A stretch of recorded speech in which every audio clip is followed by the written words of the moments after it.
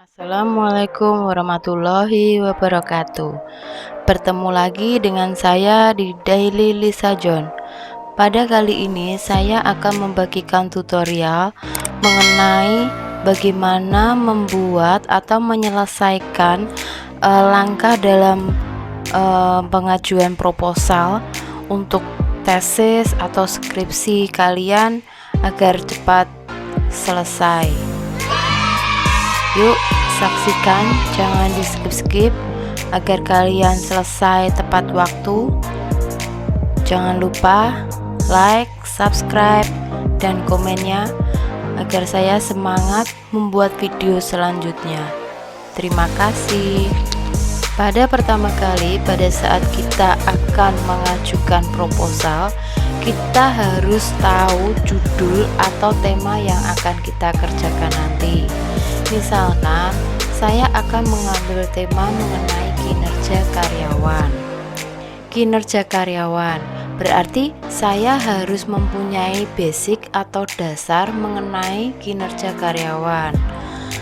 Saya harus mencari jurnal utama untuk mendukung penelitian saya nanti ke depan. Jurnal utama mengenai kinerja, di sini saya sudah memiliki jurnal dengan judul ini, The Mediation Effect of Job Satisfaction and Organizational Commitment on the Organizational Learning Effect of the Employee Performance. Jurnal ini membahas mengenai kinerja pegawai. Kita harus mencari jurnal utama atau jurnal acuan pokok itu dari jurnal internasional. Biasanya jurnal internasional itu dicari di Emerald. Jurnal yang Emerald di sini adalah jurnal berbayar. Nah, sekarang kalau seandainya kalian ingin mencari jurnal berbayar tapi kita akan mendapatkan free, bisa menggunakan langkah sebagai berikut. Ini kita lewat di Google, kita ketik Skyhub. Nah, di sini ada Skyhub.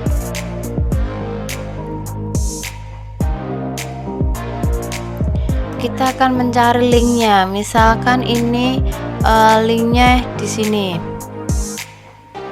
Kita ketik judul ini dulu misalkan. Sebelum ke Skyhub, kita ke Google, kita ketik judul ini. Misalkan kalian mau mencari jurnal yang Emerald yang berbayar tapi kita akan mendapatkan free, itu bisa dengan ini. Nah, di sini ini nanti ada linknya. Di sini linknya. Kita klik copy. Nah, di Skyhub kita masukkan di sini, kita klik OK, open, baru kita bisa download.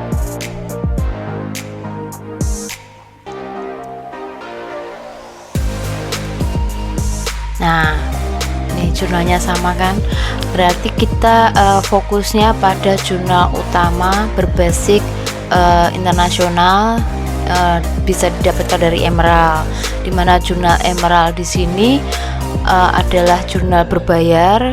Jadi kita bisa mendapatkan dengan free menggunakan link Skyhub.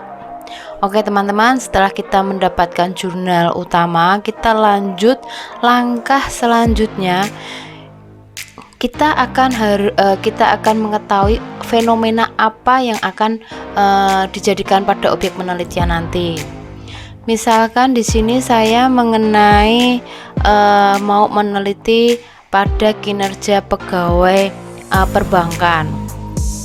Oke, sekarang fenomena apa yang ada di perbankan tersebut, di karyawan perbankan tersebut? Kalau kita membahas mengenai kinerja karyawan, berarti fenomenanya berarti masalah di kinerja pegawainya. Misalkan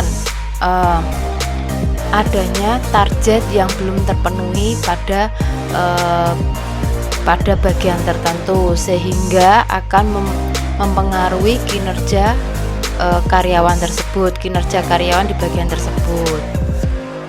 Nah,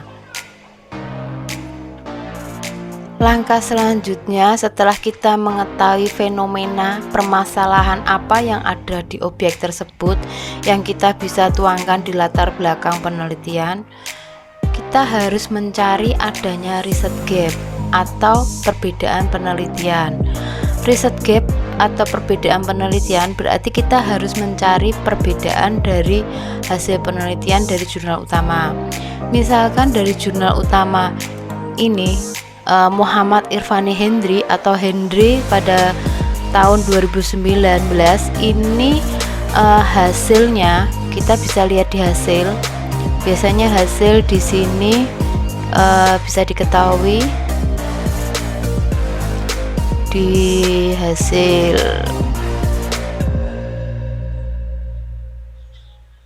Nah, di sini untuk learning organization terhadap kepuasan kerja, Hendry menyatakan bahwa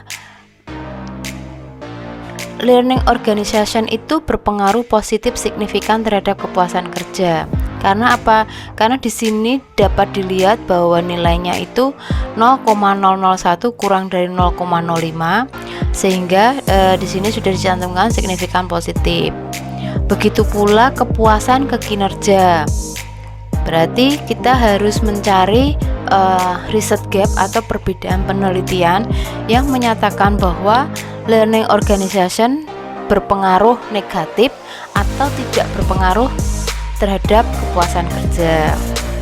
Begitu pula kita juga harus mencari beberapa penelitian lagi mengenai kepuasan kerja terhadap kinerja karyawan.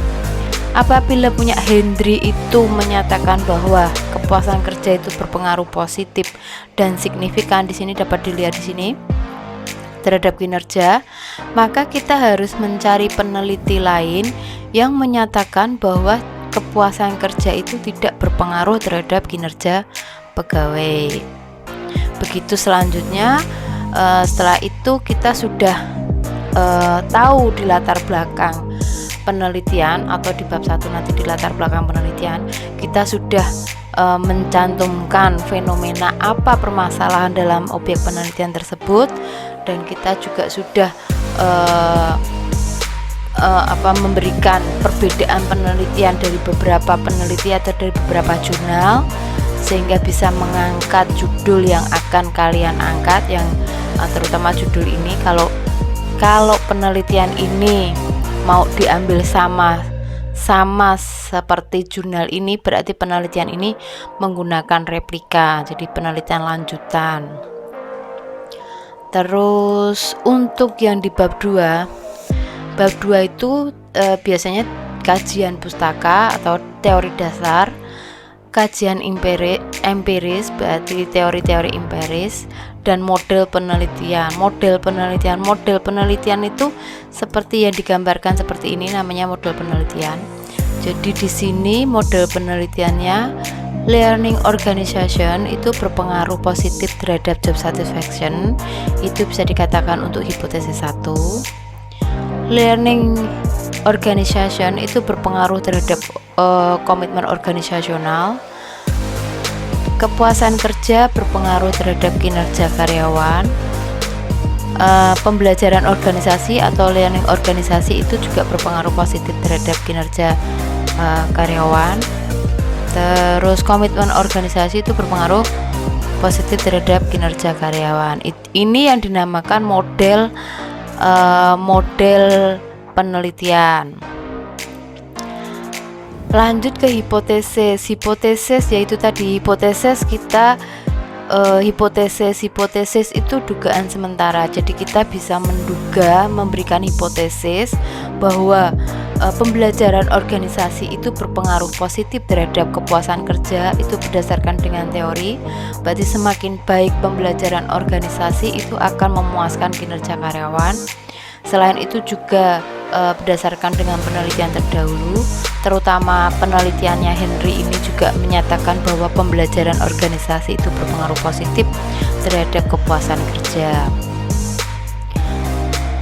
Itu untuk hipotesis, dimana dalam penelitian punyanya Henry ini ada 1, 2, 3, 4, 5 hipotesis.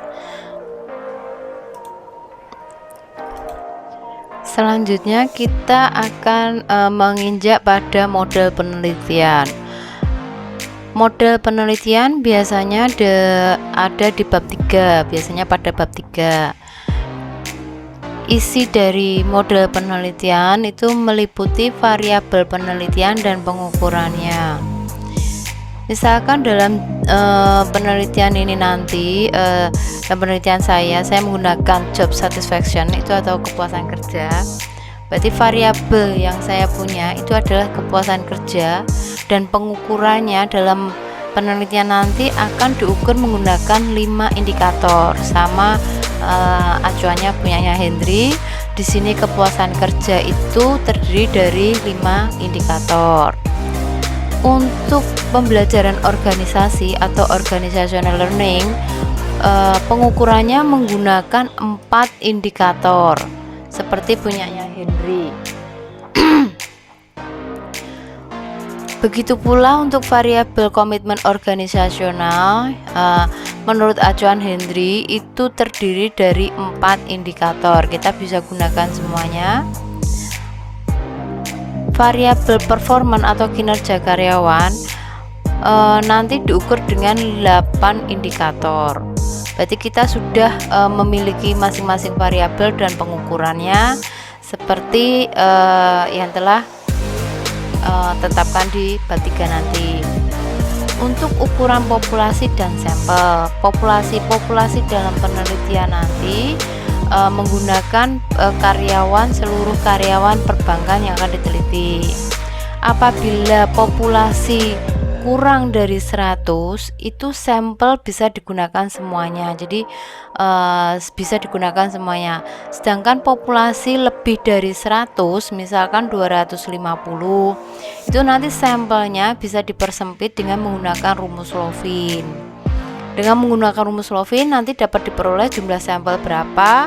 Nah, itu nanti sampelnya.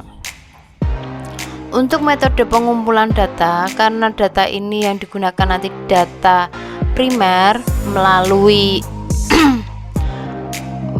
kuesioner.